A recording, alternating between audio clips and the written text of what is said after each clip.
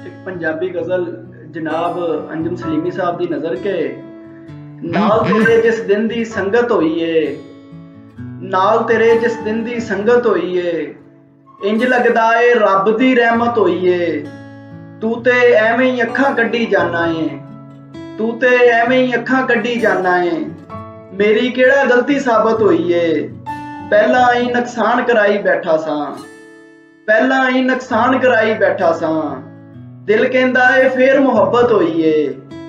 मेरा इक्को ही जुर्मे भावें मार दिओ, मेरा इक्को ही जुर्मे भावें मार दिओ। मूंह ते गल करन दी जुर्रत होई है, जिन्नू कल दिहाड़ी नहीं सी दित्ती तू, जिन्नू कल दिहाड़ी नहीं सी दित्ती तू। कर ओदे विच अज क़यामत होई है, जिन्नू कल दिहाड़ी नहीं सी दित्ती तू। कर ओदे विच अज क़यामत होई है।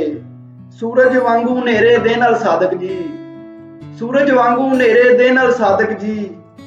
मैनू कलियां खैन दी हिम्मत होई है। ते दूसरी गजल च कुछ शेर ने के मान बथेरा हुंदा है जी गूढ़े सजना ते, मान बथेरा हुंदा है जी गूढ़े सजना ते।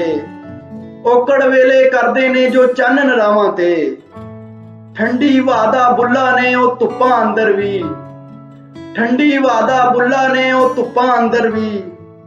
आस दा बूटा ला जांदे ने डुबदे सावां ते, तड़के उठ के वेख लवां जद मां दे मुखड़े नूं, नूर दी बारिश हो जांदी ए मेरियां अखियां ते।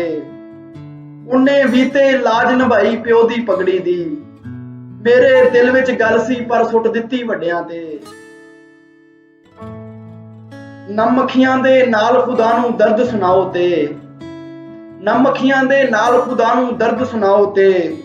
रहमत दे दर खुल जांदे ने सादिक बख्तां ते, रहमत दे दर खुल जांदे ने सादिक बख्तां ते। शुक्रिया।